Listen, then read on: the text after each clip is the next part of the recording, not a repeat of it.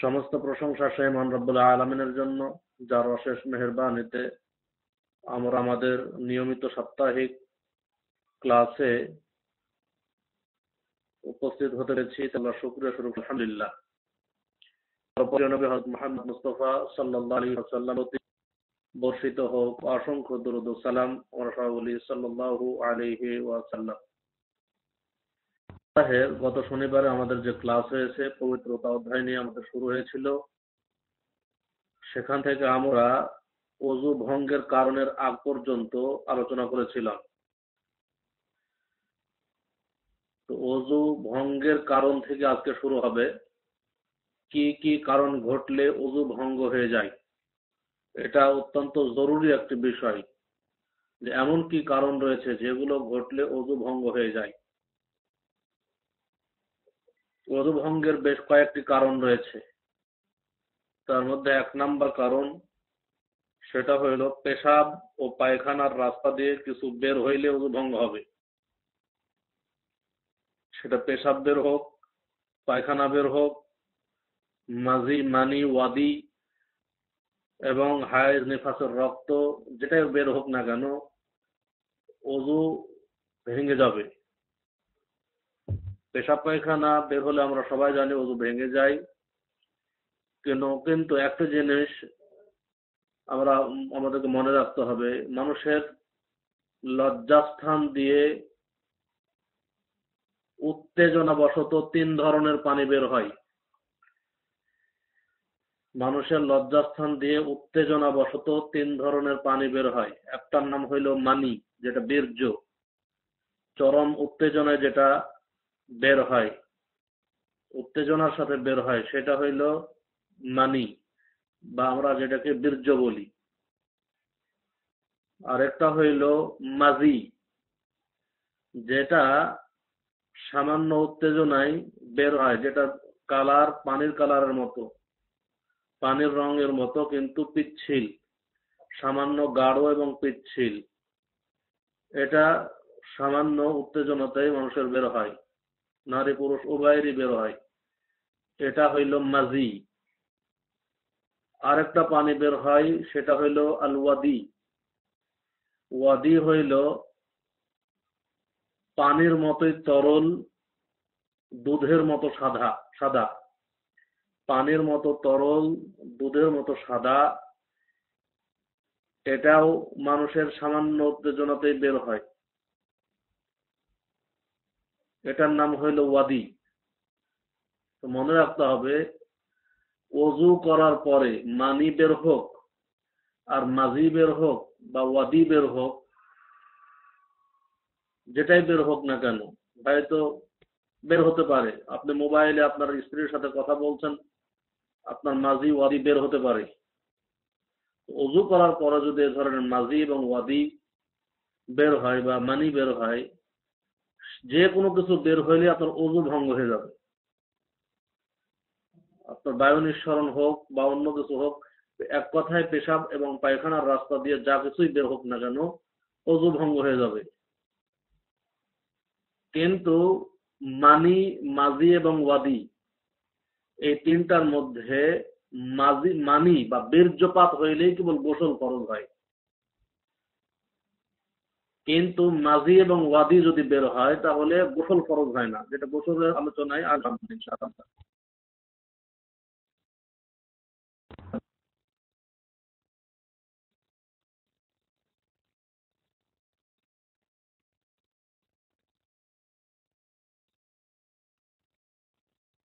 ওয়াদি যদি কাপড়ে লেগে যায় তাহলে তার জন্য, পবিত্রতা অর্জনের জন্য, কাপড়ের ওপর পানি ছিটা দিলে সেটা পবিত্র হয়ে যায়, সেটা ধোয়ার জরুরি নয়। এজন্য পানি ছিটা দিলেই সেটা পবিত্র হয়ে যায়। যাই হোক, আজকের মূল আলোচনা এটাই যে পেশাব এবং পায়খানার রাস্তা দিয়ে যা কিছুই বের হোক না কেন আপনার ওযু ভঙ্গ হয়ে যাবে, আপনাকে পুনরায় ওযু করতে হবে। ২ নাম্বার বলবো, অনেক মানুষের, কিছু মানুষের দেখা যায় অসুস্থতার কারণে পেশাব পায়খানার রাস্তা দিয়ে পেশাব পায়খানা করা সমস্যা হয়ে দাঁড়ালে অন্য কোনো রাস্তা বের করা হয় অপারেশনের মাধ্যমে। অপারেশন করে অন্য কোনো রাস্তা বের হয় পেশাব এবং পায়খানা করার জন্য।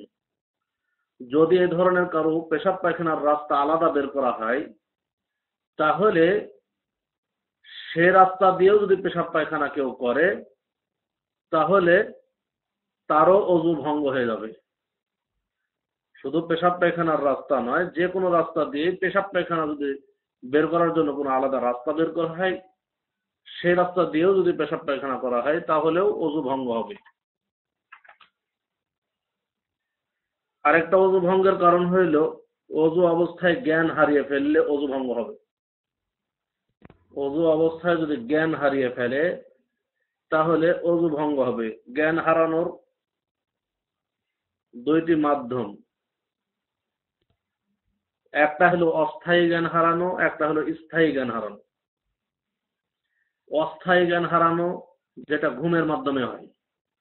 মানুষ ঘুমিয়ে গেলে তার জ্ঞান থাকে না, বা মানুষ সামান্য কোনো অসুখে সেন্সলেস হয়ে যায়, তখনও এটা অস্থায়ী জ্ঞান, কিছু পরে আরো তার জ্ঞান ফিরে আসে। এটা একটা। আরেকটা হইল স্থায়ী জ্ঞান হারানো, যেটা পাগল হয়ে যায়। একজন পাগল ব্যক্তির স্থায়ী জ্ঞান হারিয়ে ফেলেছে। তো স্থায়ী জ্ঞান হারালে তো এমনিতেই তার অজুই তার উপর ফরজ নয়, কারণ সে পাগল। কিন্তু অস্থায়ী জ্ঞান হারালে, অজু করার পরে যদি কেউ অস্থায়ী জ্ঞান, অর্থাৎ কেউ ঘুমিয়ে গেল, তাহলে ঘুম থেকে উঠে আবারও তাকে পুনরায় অজু করতে হবে। এখানে ঘুমের মধ্যে পার্থক্য রয়েছে। কিছু ঘুম রয়েছে যেটা অত্যন্ত পাতলা ঘুম। এখন আমরা অনেকেই অনেক মানদণ্ড উল্লেখ করি। কেউ বলি বসে থেকে ঘুমালে অজু ভঙ্গ হবে না, শুয়ে থেকে ঘুমালে অজু ভঙ্গ হবে। আসলেই এর সহি মানদণ্ড হইল এমন ঘুম, যেই ঘুমের মধ্যে যেই ঘুমের মধ্যে বায়ু নিঃসরণ হলে আপনি বুঝতে পারবেন,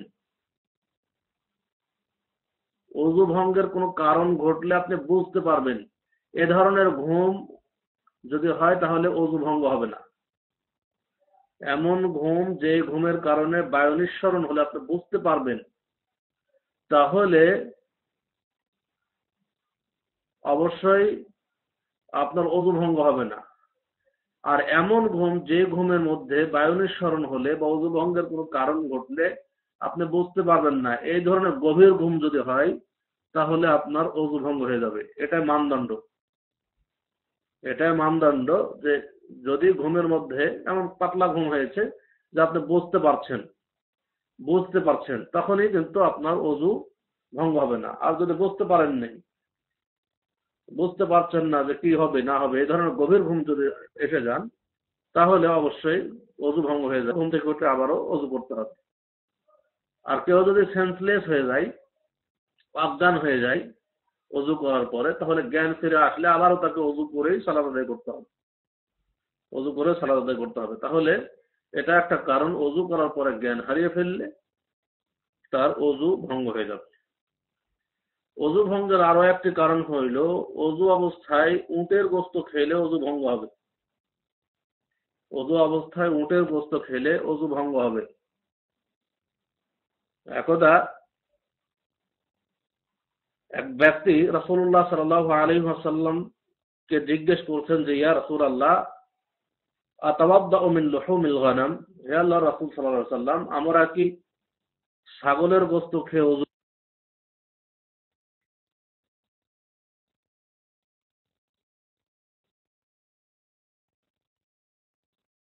তুমি যদি চাও অজু করো, যদি চাও অজু, না চাও তাহলে অজু করো না।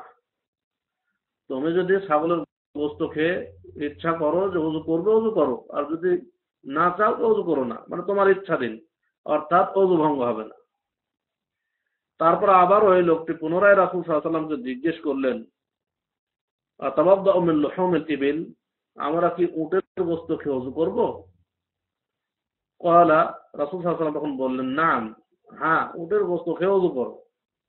তারপরে আবার বলছেন, তাওয়াদ্দা মিন লুহুমিল ইবিল, উটের গোস্ত খেয়ে তোমরা অজু করো। তাহলে এখানে বোঝা গেল যে ছাগলের গোস্ত খেলে অজু ভঙ্গ হবে না, যেটা রাসূল সাল্লাল্লাহু আলাইহি ওয়াসাল্লাম বলেছেন, কিন্তু উটের গোস্ত খেয়ে রাসূল সাল্লাল্লাহু আলাইহি ওয়াসাল্লাম অজু করতে বলেছেন। অতএব কেউ যদি উটের গোস্ত খায় অজু করার পরে, সে যেন পুনরায় অজু করে সালাত আদায় করে। উটের গোস্ত খেলে অজু ভঙ্গ হবে, এ হাদিস তার প্রমাণ। এই হাদিসটি এসেছে মুসলিমে 360 নম্বর হাদিস, মিশকাতে 305 নম্বর হাদিস এসেছে এটা। অতএব যদি কোনো ব্যক্তি উটের গোস্ত খায় তার ওযু ভঙ্গ হবে। এই কয়টাই আসলে মেন কারণ, এই কয়টায় মেন কারণ। তার মধ্যে আরেকটা কারণ যেটা উল্লেখ করা হয়, ইসলাম ত্যাগ করা। ইসলাম যদি ত্যাগ করে তাহলে তো তার সবই শেষ, কোনো ইবাদতই আল্লাহর নিকটে কবুল হবে না। তো মুসলমানদের জন্য ওযু ভঙ্গের যে কারণগুলো বললাম এগুলোই কারণ। এখন একটা প্রশ্ন আমাদের মাঝে এসে যায় যে লজ্জাস্থান স্পর্শ করলে ওযু ভঙ্গ হবে কি? লজ্জাস্থান ভাঙলে আমাদের দেশে ছড়িয়ে আছে, আমরা ছোট থাকতে দেখেছি শুনেছি যে আমরা তো বাংলাদেশের মানুষ লুঙ্গি পরা মানুষ। এখন আমাদেরকে ছোট থেকে সতর্ক করা হতো যে ওযু করার পরে লুঙ্গি মানে খুলে আবার পরা হবে না, মানে খুললে তো লজ্জাস্থানের দিকে নজর পড়লেই ওযু ভেঙে যাবে। এই ধরনের কথা আমরা শুনতাম ছোট থেকে, যে লজ্জাস্থানের দিকে নজর ফেলাই যাবে না ওযু করার পরে। আসলে এগুলো বাড়াবাড়ি, এগুলো বাড়াবাড়ি।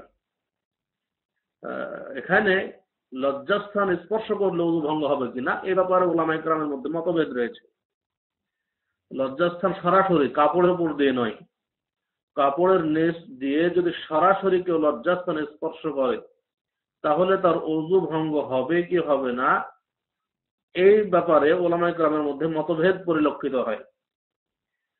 কারণ মতভেদ হওয়ার কারণ হইল, এক হাদিসে রাসূল সাল্লাল্লাহু আলাইহি ওয়াসাল্লাম বলছেন যে মান মাসসা যাকারাহু ফালিয়াতাওয়াদ্দা, কোন ব্যক্তি যদি তার লজ্জাস্থান স্পর্শ করে, পুরুষ লিঙ্গ স্পর্শ করে, সে যেন ওযু করে।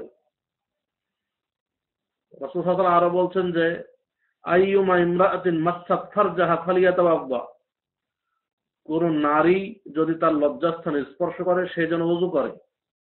তাহলে পুরুষ নারী দুটার ক্ষেত্রেই পাওয়া গেল যে লজ্জাস্থান স্পর্শ করলে রাসূল সাল্লাল্লাহু আলাইহি ওয়াসাল্লাম ওযু করতে বললেন। এই হাদিসের দৃষ্টিকোণ থেকে অনেক উলামায়ে কেরাম বলছেন যে লজ্জাস্থান স্পর্শ করলে ওযু ভঙ্গ হবে, কারণ রাসূল সাল্লাল্লাহু আলাইহি ওয়াসাল্লাম ওযু করতে বলেছেন।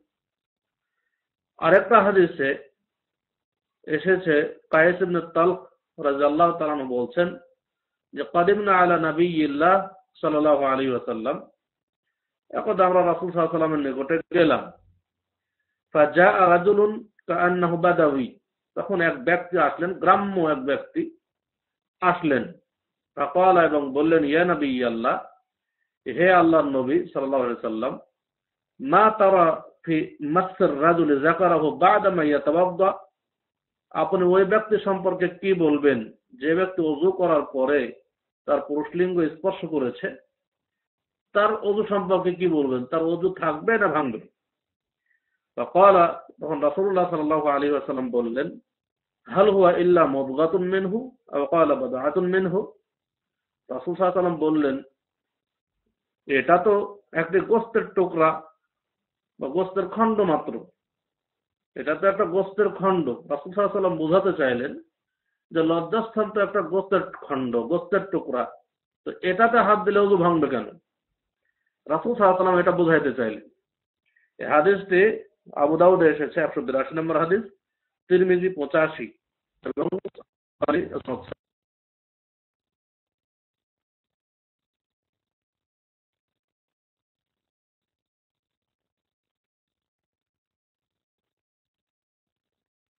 এক হাদিসে রাসূল সাল্লাল্লাহু আলাইহি ওয়াসাল্লাম বলছেন যে ব্যক্তি লজ্জাস্থানে স্পর্শ করবে সে যেন ওযু করে।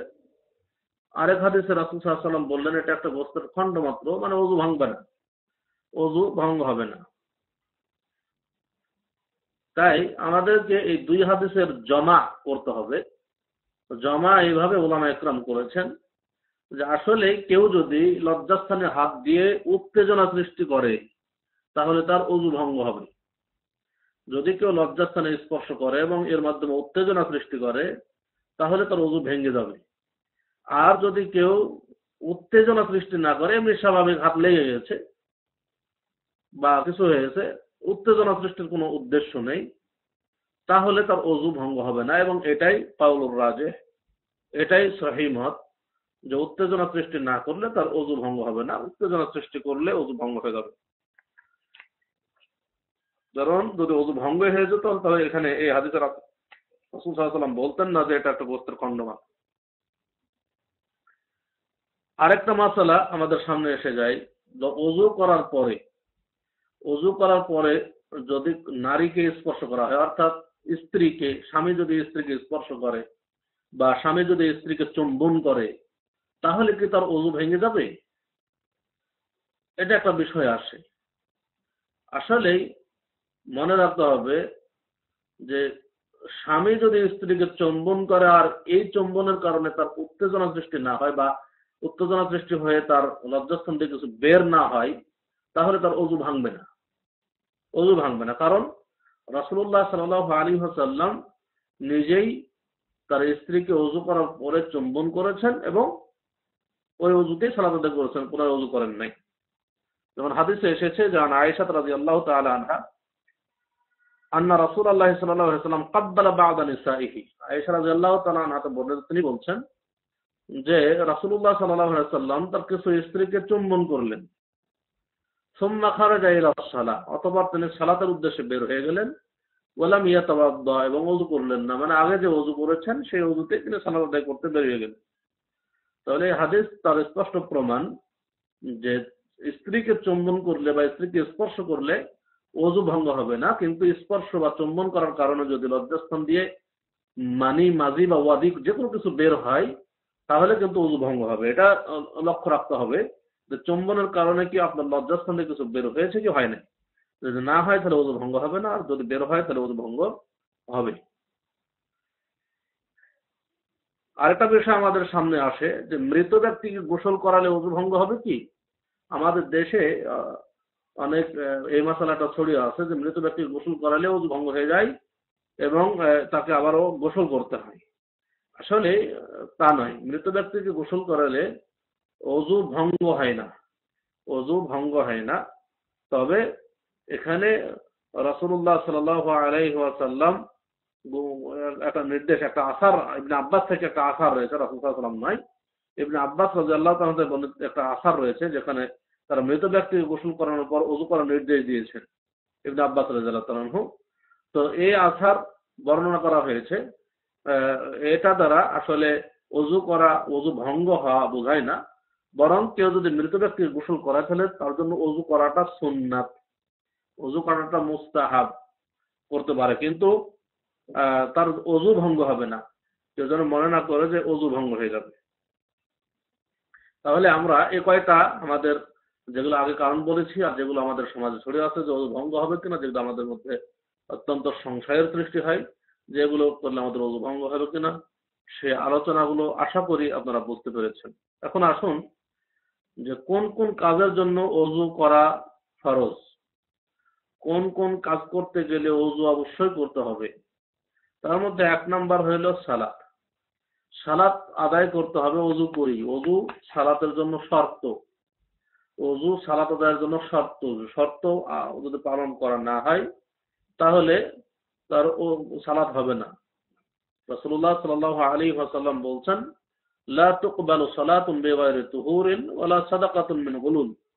পবিত্রতা ব্যতীত সালাত হবে না এবং হারাম মালের দান কবুল হবে না। পবিত্রতা ব্যতীত সালাত হবে না, আর হারাম মালের দান কবুল হবে না। তাহলে অবশ্যই পবিত্রতা অর্জন করতে হবে।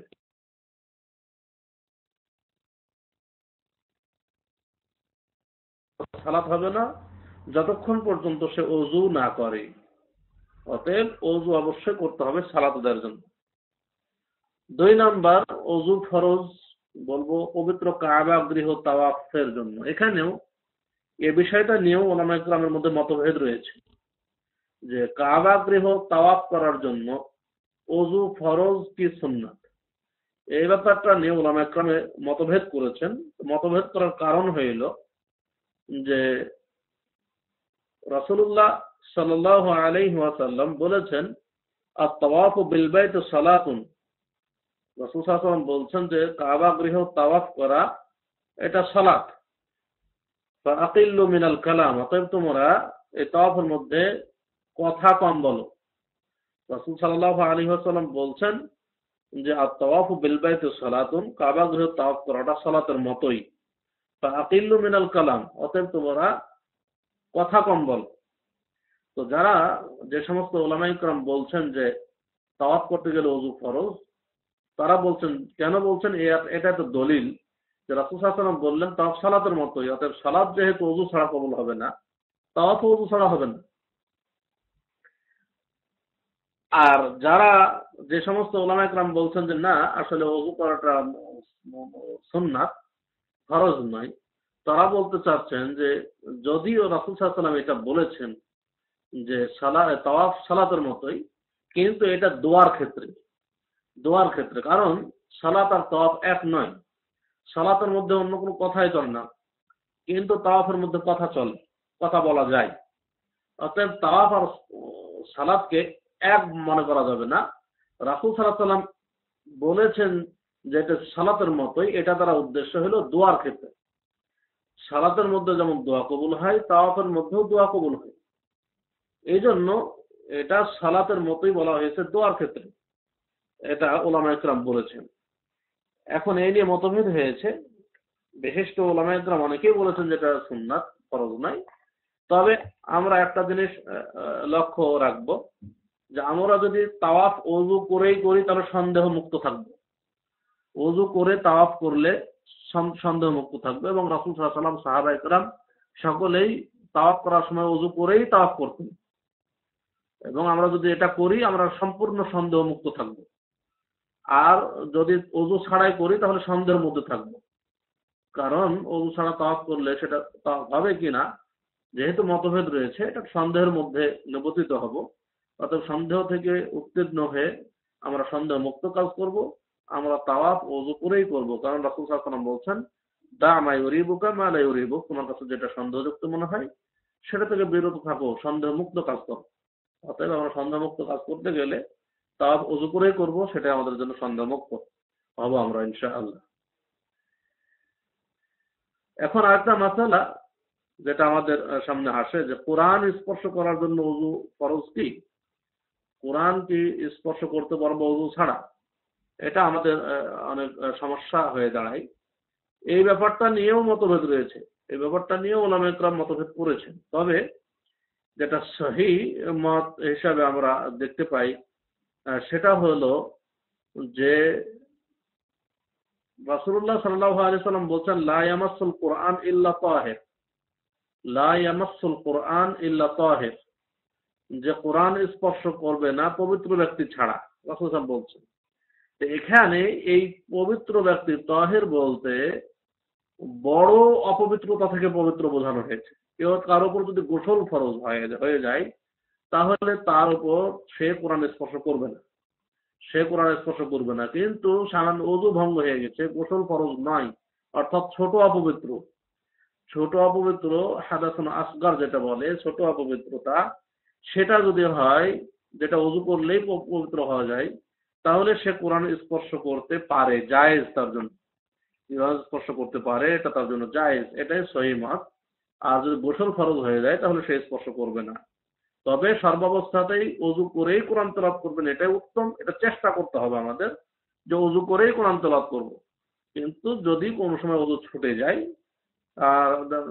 তাহলে আপনি ওযু ছাড়া পড়তে পারেন।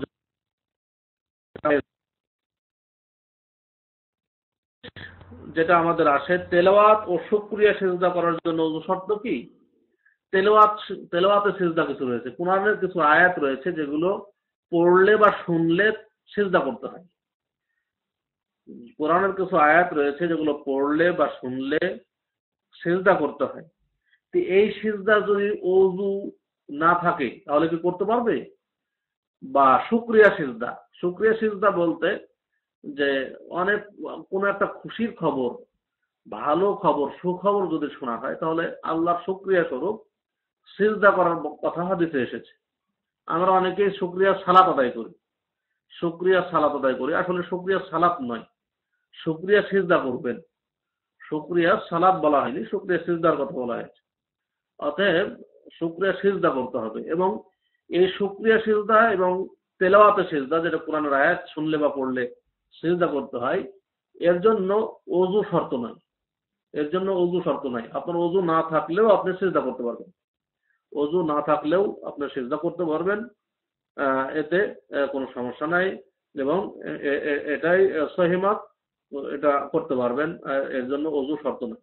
ওযু শর্ত নাই, এবং কিবলামুখী হওয়াও শর্ত নাই। কিবলামুখী যদি না থাকেন তাও আপনি এই সিজদা করতে পারবেন। তেলাওয়াতের সিজদা এবং শুকরিয়া সিজদা, যে অবস্থাতে আছেন আপনি সে অবস্থাতে আপনি সিজদা করতে পারবেন। এখন আসুন, যে সকল কাজের জন্য ওযু করা সুন্নাত, কোন কোন কাজের জন্য ওযু করা সুন্নাত, এটা আমাদের জানতে হবে। এক নম্বর আমি বলবো যে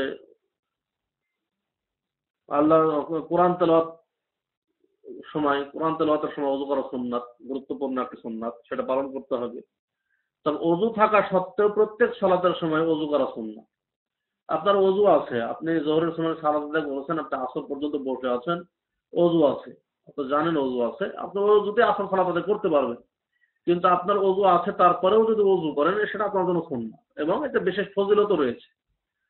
হাদিসে এসেছে যে ওযু করার সময় যখন সে বান্দা হাত ধোয়, তখন হাতের মাধ্যমে যে পাপগুলো করেছে হাতের পানির সাথে বা পানির শেষ ফোঁটার সাথে সেগুলো ঝরে পড়ে যায়। যখন সে মুখমণ্ডল ধৌত করে, তখন চোখ দিয়ে দেখার মাধ্যমে যে পাপগুলো করেছে, তখন ওই পানির সাথে বা পানির শেষ ফোঁটার সাথে এই পাপগুলো ঝরে পড়বে। যখন সে তার পা ধৌত করে, পায়ে চলার মাধ্যমে যে পাপগুলো সে অর্জন করেছে, পানির সাথে বা শেষ ফোঁটার সাথে সে পাপগুলো ঝরে পড়ে যায়। তাহলে ওযু থাকা সত্ত্বেও যদি আমরা ওযু করি, তাহলে এই ফজিলতও আমরা পাবো। এই ফজিলতও আমরা পাবো। তাই এটা একটা গুরুত্বপূর্ণ সুন্নাত, ওযু থাকা সত্ত্বেও ওযু করা সুন্নাত। আরেকটা সুন্নাত হইল, স্বামী স্ত্রী মিলনের পরে ঘুমাতে বা পানাহার করতে চাইলে ওযু করা সুন্নাত। স্বামী স্ত্রী মিলন হয়েছে, এখন ঘুমাবেন বা পানাহার করে কোনো কিছু খাবেন বা পান করবেন, তাহলে ওযু করে নেবেন। ওযু করে নিয়ে ঘুমাবেন এবং খাবেন, পান করবেন, এটা সুন্নাত। কেউ যদি ওযু না করে ঘুমায় তাহলে পাপই হবে না, কিন্তু সুন্নাত পালন করলে তার সুন্নাতের ফজিলত পাবে। সুন্নাতের অনুসরণ করলে সে অবশ্যই নেকি পাবে। তো কেউ যদি রাসূল সাল্লাল্লাহু আলাইহি ওয়াসাল্লাম স্বামী স্ত্রী মিলন করার পরে ঘুমাতে চাইলে বা কোনো কিছু খেতে বা পান করতে চাইলে তিনি ওযু করে নিতেন, এটা রাসূল সাল্লাল্লাহু আলাইহি ওয়াসাল্লামের সুন্নাত। হাদিসে এসেছে যে ক্বালা রাসূল সাল্লাল্লাহু আলাইহি ওয়াসাল্লাম ইযা আতা আহাদুকুম আহলাহু সুম্মা আরাদা আন ইয়াউদা ফালিয়াতাওয়াদ্দা। আচ্ছা, এখানে আরেকটা বিষয় এসে গেছে যে স্বামী স্ত্রী মিলনের পরে যদি পুনরায় আবার স্ত্রী মিলন করতে চায়, তো স্বামী স্ত্রী একবার মিলন করলো, তো পুনরায় আবার মিলন করবে দ্বিতীয়বার, মাঝখানে ওযু করে নেওয়াটাও সুন্নাত। মাঝখানে ওযু করে নেওয়াটাও সুন্নাত।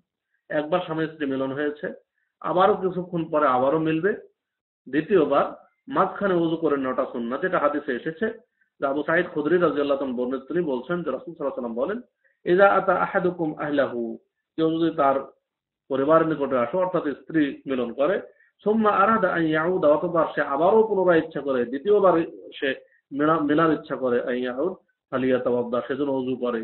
রাসূল সাল্লাল্লাহু আলাইহি ওয়াসাল্লাম ওযু করতে বলেছেন এবং রাসূল সাল্লাল্লাহু আলাইহি ওয়াসাল্লাম ওযু করতেন। তারপর রাসূল সাল্লাল্লাহু আলাইহি ওয়াসাল্লাম আরো হাদিসে এসেছে যে আন্না রাসূলুল্লাহ সাল্লাল্লাহু আলাইহি ওয়াসাল্লাম কানা ইযা আরাদা আন ইয়ানাম, রাসূল সাল্লাল্লাহু আলাইহি ওয়াসাল্লাম যখন ঘুমানোর ইচ্ছা করতেন, ওয়া হুয়া জুনুবুন, এবং তিনি থাকতেন অপবিত্র, স্বামী স্ত্রী মিলনের পরে তিনি ঘুমানোর যখন ইচ্ছা করতেন, উযুআহু লিস-সালাহ,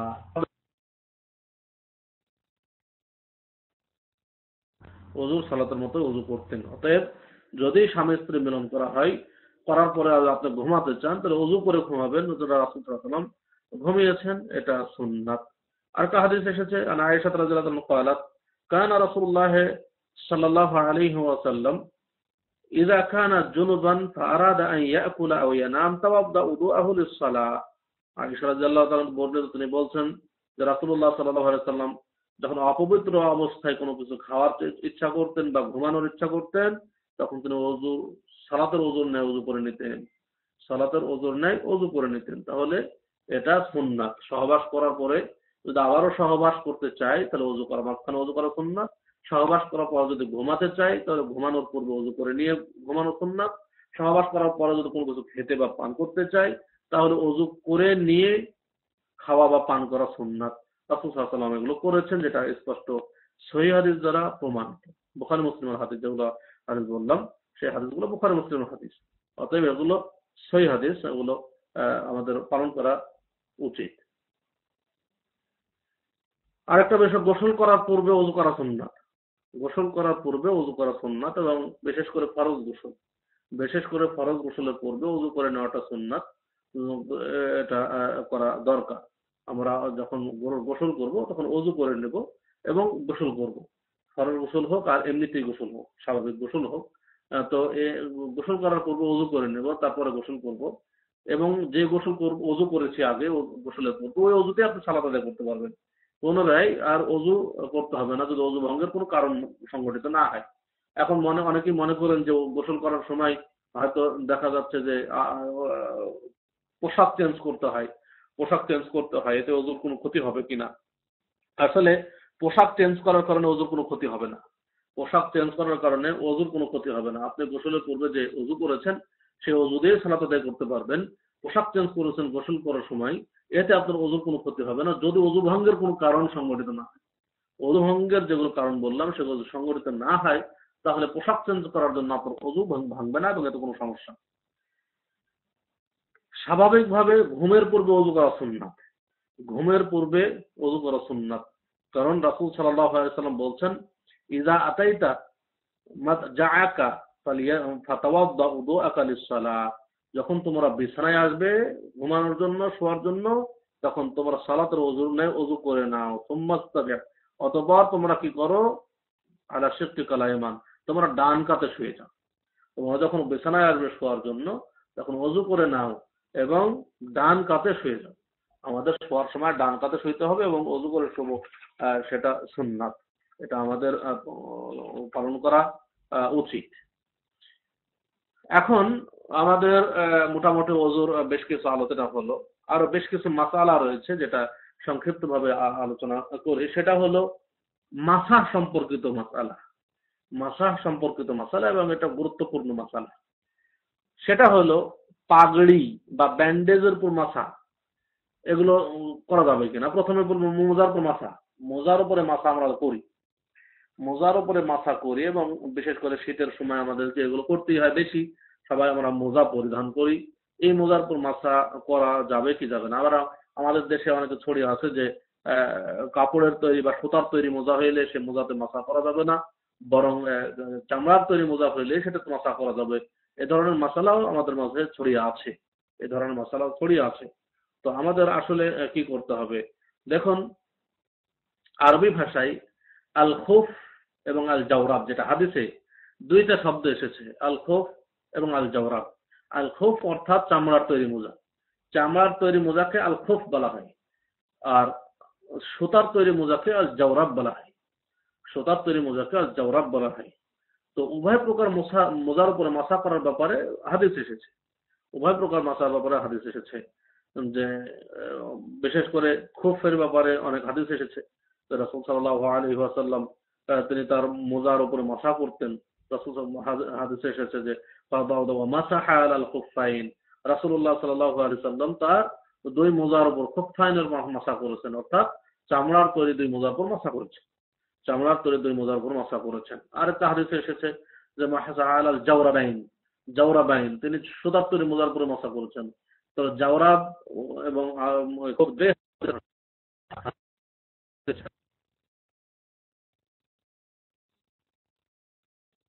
জায়েজ, দুই মোজার উপরে মাসা করা যায়, এতে কোনো সমস্যা নেই, দুই মোজার উপরে মাসা করা যায়। এখন আমাদের লক্ষ্য রাখতে হবে মোজার উপর মাসা সহি হওয়ার কিছু শর্ত আছে। কখন মোজার উপর মাসা আমরা করতে পারবো এর কিছু শর্ত রয়েছে।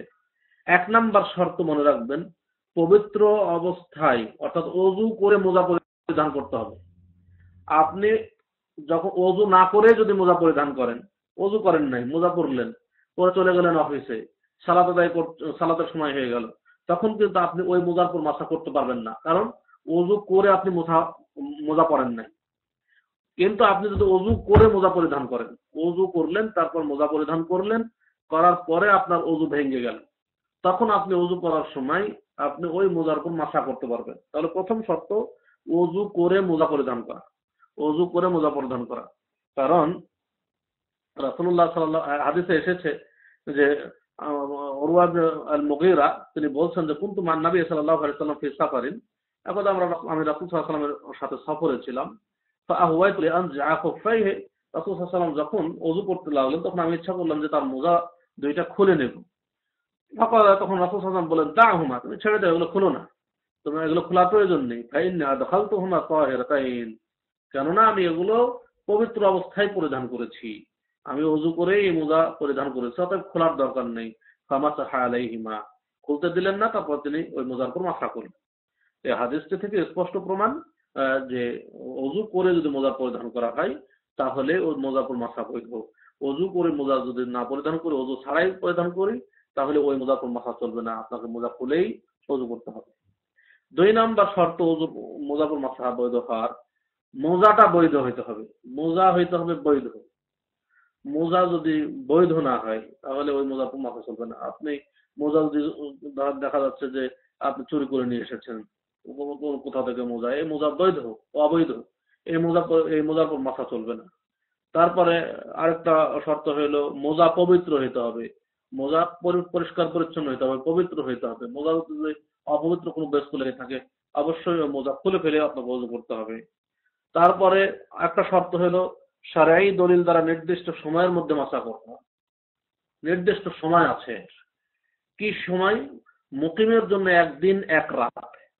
মুকিম বলতে যারা বাড়িতে থাকে, যারা বাড়িতেই অবস্থান করছে, বাড়িতে বা নিজের এলাকায় অবস্থান করছে, সে হলেন মুকিম। মুকিম যদি হন তাহলে একদিন এক রাত পর্যন্ত একটা মোজার উপর মাসা করতে পারবেন। একদিন এক রাত অর্থাৎ 24 ঘন্টা, 24 ঘন্টা আপনি মাসা করতে পারবেন যদি আপনি মুকিম হন। একটা মোজার উপর 24 ঘন্টা পার হয়ে গেলে আবার আপনাকে মোজা খুলে ওযু করে আবার মোজা পরিধান করতে হবে। তাহলে মুকিম হলে একদিন এক রাত।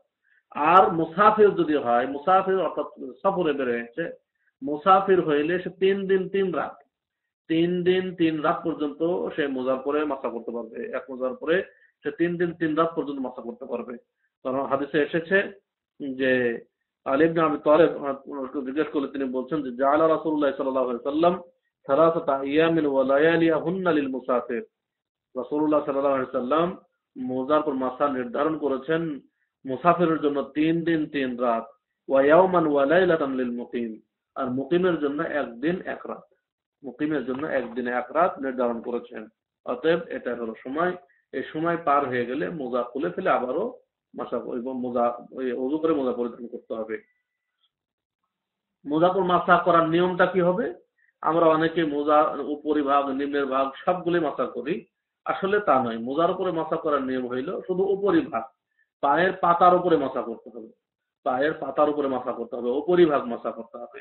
কারণ রাসূলুল্লাহ সাল্লাল্লাহু আলাইহি ওয়াসাল্লাম থেকে হাদিস এসেছে যে আনিল মুগীরা ইবনে শুবা, মুগীরা ইবনে শুবা রাদিয়াল্লাহু আনহু বলেন, তিনি বলছেন রাআইতুন নবী সাল্লাল্লাহু আলাইহি ওয়াসাল্লাম ইয়ামসাহু আলা আল খুফাইন আলা যাহিরিহিমা, আমি রাসূল সাল্লাল্লাহু আলাইহি ওয়াসাল্লামকে তার দুই মোজার উপরিভাগ মাসা করতে দেখেছি, মোজার উপরিভাগ মাসা করতে, কিন্তু নিম্নের ভাগ না। আলী আলী ইবনে আবি তালেব রাদিয়াল্লাহু তাআলা তিনি বলছেন যে লাউ কানা দ্বীনু বির-রাই, যদি দ্বীন ইসলাম মানুষের মন মোতাবেক চলতো, লাকানা আসফালুল খুফফি আওলা বিল মাসহি মিন আলা, তাহলে মোজার উপরিভাগ মাসা করার চাইতে নিম্নের ভাগ মাসা করাটাই বেশি অগ্রাধিকার পেত। কারণ মানুষের বিবেক বলতো যে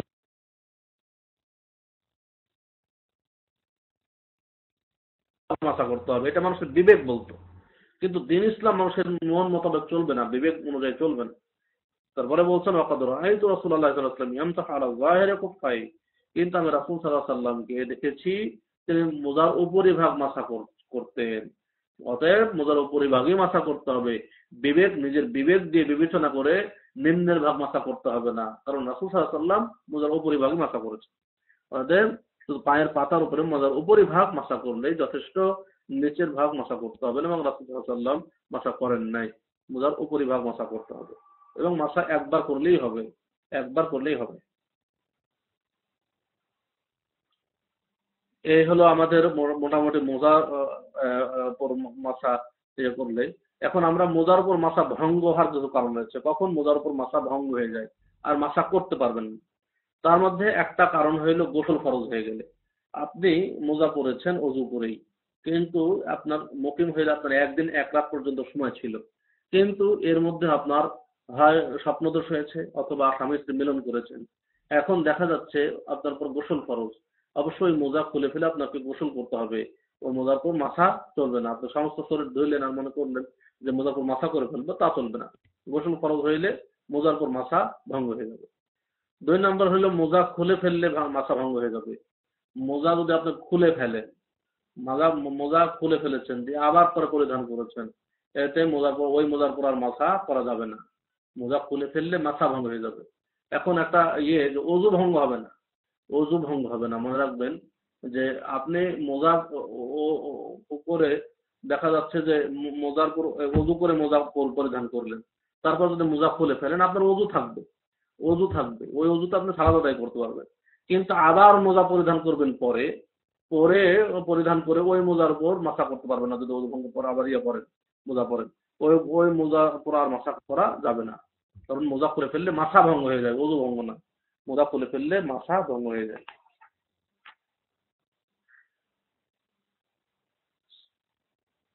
এখন কিছু, আচ্ছা, নির্দিষ্ট সময় শেষ হয়ে গেলে, নির্দিষ্ট সময় যদি শেষ হয়ে যায় তাহলে মাথা ভঙ্গ হয়ে যাবে। মুকিম অবস্থা যদি একদিন এক রাত পার হয়ে যায় তাহলে আপনার মাথা করতে পারবেন না। মুসাফির হইলে ৩ দিন ৩ রাত পার হয়ে গেলে আপনার মাথা করতে পারবেন না। এখন দু একটি মাসালা রয়েছে যেগুলো অত্যন্ত গুরুত্বপূর্ণ।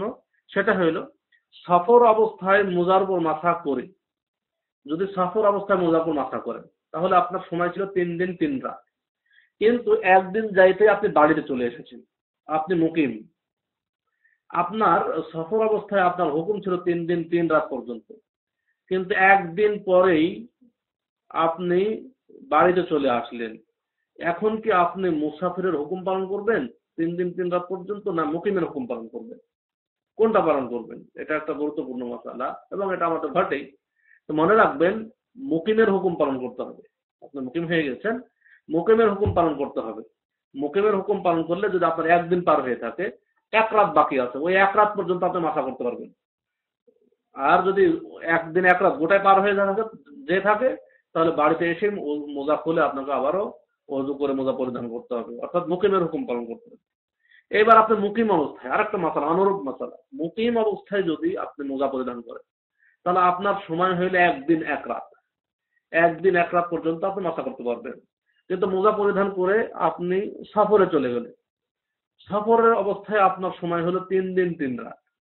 এখন কি আপনি মুকিমের হুকুম পালন করবেন না মুসাফিরের হুকুম পালন করবেন? কারণ মুসাফির হইলে তো ৩ দিন ৩ রাত পর্যন্ত মশা করতে পারবেন, আর মুকিম হইলে একদিন এক রাত পর্যন্ত মশা করতে পারবেন। আর মোজাটা পরিধান করবেন মুকিম অবস্থাতেই। কি করবেন এখন? ওলামা একরাম এটাতেও একই কথা বলেছেন। এখানেও মুকিমের হুকুমই পালন করবেন, কারণ তাহলে সন্দেহ মুক্ত থাকা যাবে। কারণ মুকিমের সময়টা কম, একদিন এক রাত। এই জন্য ওলামা একরাম বলছেন যে মুকিম অবস্থারই হুকুম পালন করবে, উভয় অবস্থাতেই। মুসাফির অবস্থাতে সে মোজা পরিধান করে মুকিম হোক, আর মুকিম অবস্থা মোজা পরিধান করে সে মুসাফির হোক, উভয় অবস্থাতেই মুকিমের হুকুমই পালন করবে।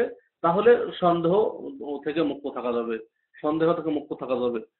সন্দেহ থেকে মুক্ত থাকার জন্য উভয় অবস্থাতে মুকিমের হুকুম পালন করবেন। যদি মুকিম অবস্থায় মোজার পর মাথা করে সফরে চলে যান তাহলে অবশ্যই একদিন মুকিমের যে একদিন এক রাত সেই সময়টা পার হবে, মোজা খুলে উজু করে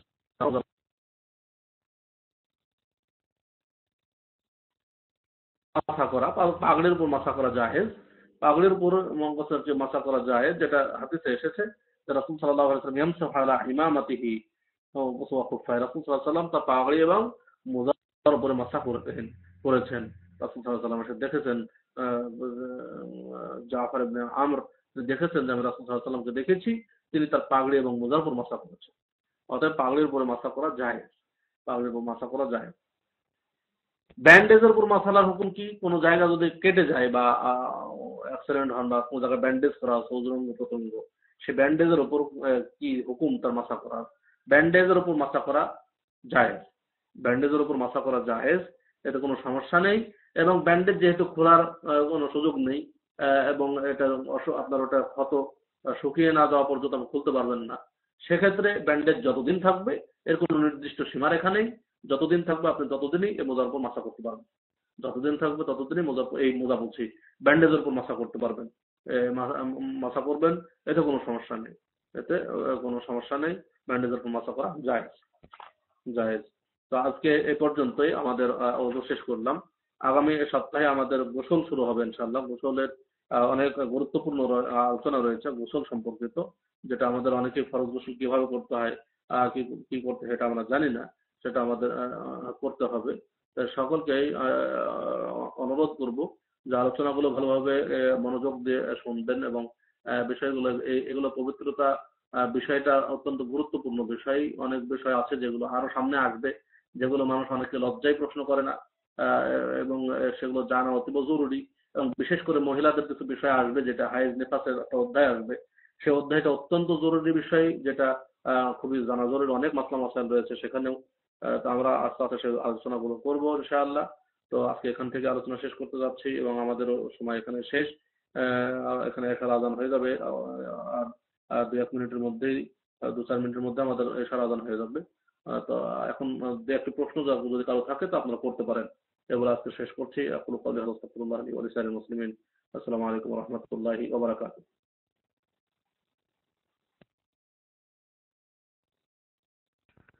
আচ্ছা, হচ্ছে আচ্ছা, মাছা কোন হাতে কোন পা করতে হবে, কোন হাত দিয়ে কোন পা করতে হবে, এটি ক্রস হলে চলবে কিনা, ডান হাত দিয়ে বাঁ পায়ে কিংবা বাম হাত দিয়ে ডান পায়ে, এই ধরনের কোনো হলে চলবে কিনা, কিংবা ডান হাত দিয়ে ডান পায়ে এবং বাঁ হাত দিয়ে বাঁ পায়ে করতে হবে কিনা, এটি হলো একটি প্রশ্ন। আরেকটি প্রশ্ন হচ্ছে এই অজু সংক্রান্ত, যে অজু করার পর বেঁচে যাওয়া পানিটি সেটা শৌচ ক্ষেত্রে শৌচ ক্ষেত্রে এটা কি বল শৌচের জন্য এটা ব্যবহার করা যাবে কিনা, ফেলে দেওয়ার বদলে এটাকে শৌচ কাজে ব্যবহার করা যাবে কিনা, এগুলো দুটি প্রশ্ন। আরেকটি প্রশ্ন ছিল যে এই আমরা গোসলের সময় অনেক সময় দেখি যে আমাদের প্রায়ই হালাল সামান, আমি অবশ্য বিদেশে থাকি, বাংলাদেশের বাইরে অস্ট্রেলিয়া থেকে বলছি, তো বেশিরভাগ সময় হালাল সাবান পাওয়া যায় না। তো এই টয়লেট সাবান কি যে কোনো সাবান দিয়ে গোসল করা যাবে কিনা, তিনটা প্রশ্নই রইল। একটি হচ্ছে যে কোন হাত দিয়ে কোন আহ, পা মাছা করতে হবে, দ্বিতীয়ত কি যেন করলাম, ও অজুর অজুর পানি পরবর্তী সময়ে শৌচ কাজে ব্যবহার করা যাবে কিনা। ঠিক আছে, আমি মাইক ফিরিয়ে দিই। আসসালামু আলাইকুম।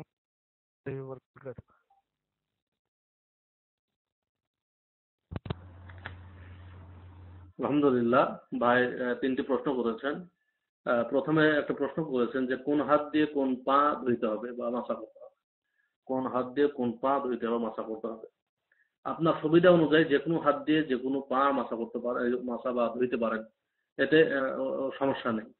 সমস্যা নেই, তবে যেটা পাওয়া যায় বেশিরভাগই যে বাম হাত দিয়ে রাসূল সাল্লাল্লাহু আলাইহি ওয়াসাল্লাম পা ধুইতেন, বাম হাত দিয়ে পা ধুইতেন।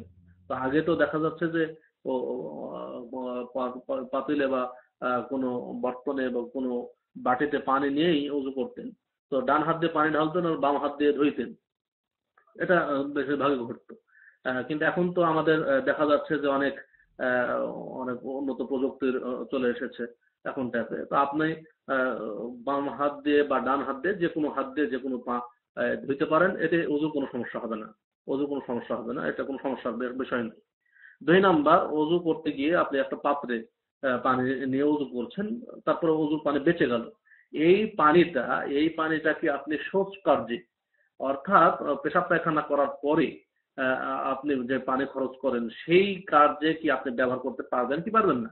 এটা স্বাভাবিক পানি। একটা কথা মনে রাখবেন, আমরা আমাদের দেশে এটাকে আমরা অনেক কিছু মনে করি এবং অনেকে দাঁড়িয়ে মনে করি যে এটা খেয়ে ফেলতে হবে, কোনো কিছু করা যাবে না, এই পানি অজুর পানি। জি না, এই পানি অজু করেছি পবিত্র পানি, কিন্তু এই অজু করার কারণে ওই পানির যে মর্যাদা বেড়ে গেছে তা বাড়েনি। এটা কেউ মনে করবেন না যে অজু করার কারণে ওই পাত্রের অবশিষ্ট পানির মর্যাদা অনেক বেশি হয়ে গেছে। তা কখনোই বেশি হয় না এবং এটা দলিল সম্মত নয়। অতএব ওই পানি আপনি যে কোনো কাজে ব্যবহার করতে পারেন। তো বেঁচে যাওয়া পানি আপনি যে কোনো কাজে ব্যবহার করতে পারেন, এতে ইসলামে কোনো নিষেধাজ্ঞা নেই, কোনো নিষেধাজ্ঞা নেই। এটা মানুষের ভুল ধারণা যে ওই পানি অন্য কাজে ব্যবহার করা যাবে না। ৩ নম্বর প্রশ্ন করেছেন যে গোসলের সময় তিনি হালাল সাবান পান না, বা এখন দেখবেন যে হালাল সাবান আর হারাম সাবান এটাই তো আমরা পার্থক্য করতে পারি না, কোন সাবান হারাম আর কোন সাবান হালাল, কোন সাবান কি দিয়ে তৈরি করা হয়েছে। সর্বাবস্থায় চেষ্টা করবেন, যদি আপনার ধারণা মতে বা আপনি যতটুকু জানেন যে এই সাবানটা অপবিত্র কোনো বস্তু দিয়ে তৈরি হয়েছে, ওই সাবান আপনি যে কোনো কাজ থেকে বিরত থাকার, ব্যবহার করা থেকে আপনি বিরত থাকার চেষ্টা করবেন। আর যেটা শিওর নন সেটা করার কিছু নয়, আমরা শিওর নই যে কোনো সাবান আমরা ব্যবহার করতে হয়। অতএব যদি শিওর হয়ে যান যে আপনি এই সাবানটা হারাম বা অপবিত্র বস্তু থেকে তৈরি, তাহলে ওই সাবান থেকে আপনি বিরত থাকবেন যে কোনো অবস্থাতে। আর যদি শিওর না হন তাহলে আপনি ব্যবহার করতে পারেন, এতে কোনো সমস্যা নেই। আশা করি বুঝতে পেরেছেন। সময় ওদের শেষ। আর যদি একটা প্রশ্ন আপনারা যদি কেউ করেন তো করতে পারেন।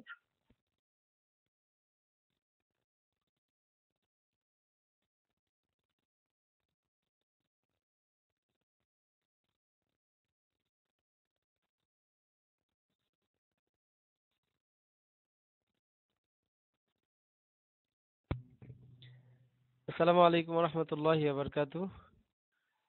জি শায়েক, আমি একটা প্রশ্ন করব। আমার প্রশ্নটা হলো যে আমরা যে ওযুর শুরুতে যে বিসমিল্লাহ পড়ি, শায়েক এই বিসমিল্লাহ কি বিসমিল্লাহির রহমানির রহিম পুরোটা, নাকি শুধুই বিসমিল্লাহ? ওযুর শুরুতে যে বিসমিল্লাহ পড়া হয় এটা বিসমিল্লাহির রহমানির রহিম নাকি বিসমিল্লাহ? এটা আর কি জানার জন্য আগ্রহ শায়েক। আর পরবর্তী মাইকে আমাদের আক্তার আহমদ ভাই নেবেন, এবং সোহেল ভাই আপনি যদি প্রশ্ন করতে চান তাহলে অবশ্যই বোর্ডে মাইক লিখতে হবে, তারপরে আপনাকে মাইক সিরিয়ালটা দেওয়া হবে ইনশাআল্লাহ। জি, আসসালামু আলাইকুম রহমতুল্লাহ।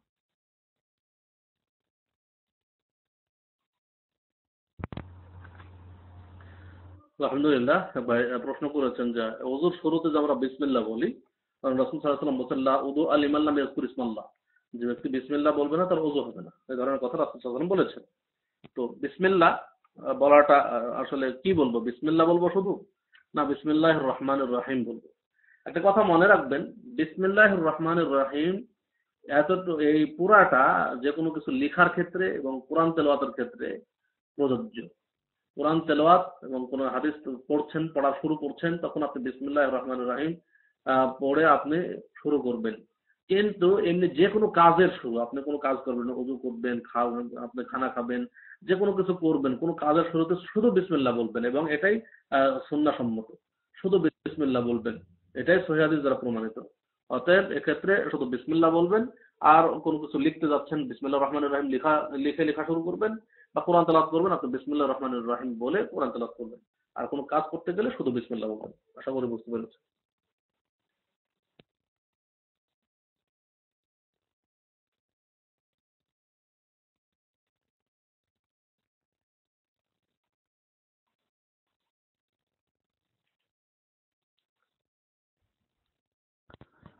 আসসালামু আলাইকুম রহমতুল্লাহ বরকাতু। আরেকটি প্রশ্ন আমার, যেটা হচ্ছে যে পানি খাওয়া সংক্রান্ত ব্যাপারে। আমরা আধুনিক যে সমস্ত টয়লেট আছে সেগুলোতে আহ, গোসলের জায়গা এবং পয়ক্রিয়ার জায়গা, পায়খানা যেটা, সেটা দুটাই সাধারণত থাকে।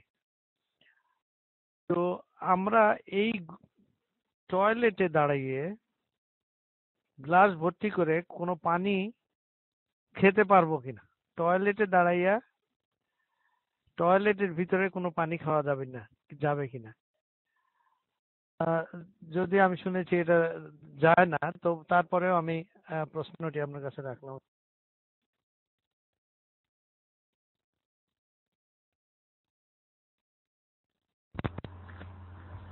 আলহামদুলিল্লাহ। হ্যাঁ ভাই প্রশ্ন করেছেন যে পানি পান করার ব্যাপারে, যে টয়লেটের মধ্যে এখন দেখা যাচ্ছে যে টয়লেট এবং ওযু করার জায়গা সব একই জায়গায়, একই বাথরুমের মধ্যেই। এখন এটা করা যাবে কিনা? দেখুন,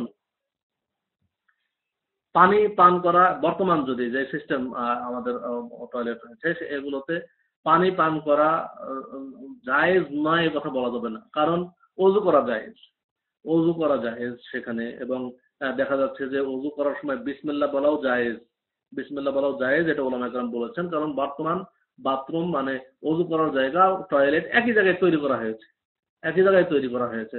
কিন্তু টয়লেটে বসে থেকে, এক কথা আপনি পেশাব পায়খানা করতে করতে পান করবেন না, এটা হলো মেন বিষয়। পেশাব পায়খানা করছেন আর আপনি কোনো কিছু খাচ্ছেন পান করছেন, এটা নিষেধ, এটা নিষেধ। কিন্তু পেশাব পায়খানার মধ্যে বা টয়লেটের মধ্যে এখন দেখা যাচ্ছে যে ওযুখানা সবকিছুই আছে, সেখানে আপনি পান করতে পারেন, এটা জায়েজ। যেটা নিষেধ আপনি যেটা শুনেছেন সেটা হইলো পেশাব পায়খানা করা অবস্থাতে, পেশাব পায়খানা বসে থেকে সেই অবস্থাতে আপনি কিছু খাবেন না, পান করবেন না। সেটাই আসলে হাদিস দ্বারা প্রমাণিত।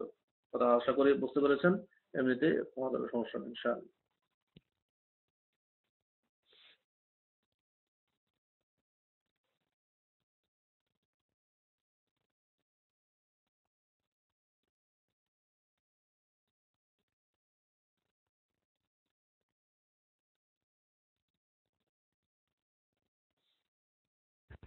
হ্যালো, আসসালামু আলাইকুম রহমতুল্লাহি বরকাত। আমার ভয়েসটা কি শোনা যায়?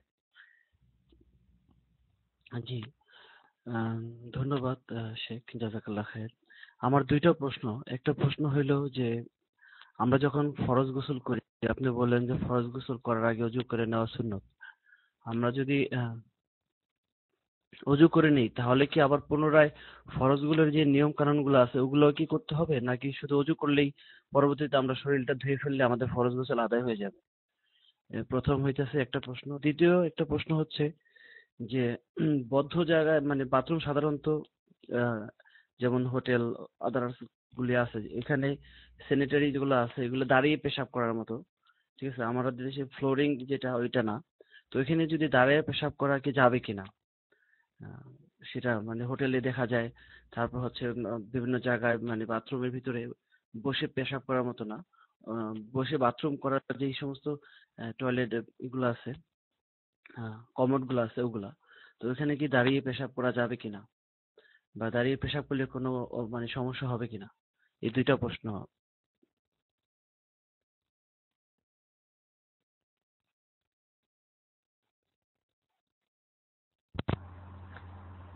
আলহামদুলিল্লাহ। একবার প্রশ্ন করেছেন যে ফরজ গোসলের সময় যে ওযু করা হয়, যদি ওযু করাটা সুন্নাত, ওযু করে নিয়ে যদি ফরজ গোসল শুরু হয় তাহলে ফরজ গোসলের আরো কিছু নিয়ম কানুন আছে।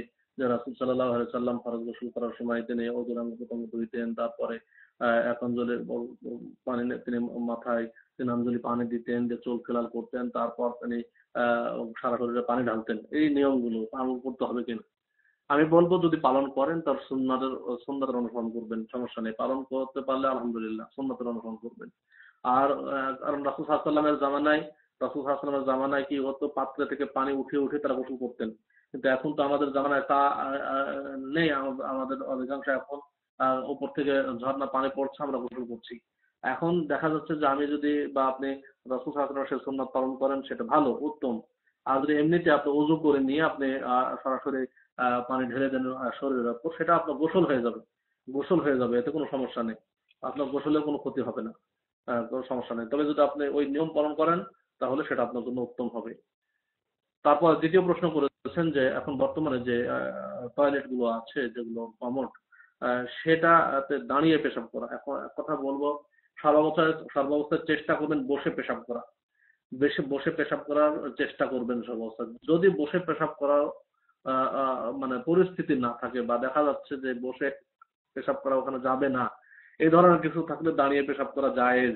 রাসূলুল্লাহ সাল্লাল্লাহু আলাইহি ওয়াসাল্লাম নিজে দাঁড়িয়ে পেশাব করেছেন এ প্রেক্ষাপটে, এবং এরও স্পষ্ট হাদিস রয়েছে। রাসূল সাল্লাল্লাহু আলাইহি ওয়াসাল্লাম দাঁড়িয়ে পেশাব করেছেন, তারও স্পষ্ট হাদিস রয়েছে যে প্রেক্ষাপট অনুযায়ী। তবে এখানে সবসময় মনে রাখবেন যে বসে পেশাব করা চেষ্টা করতে হবে।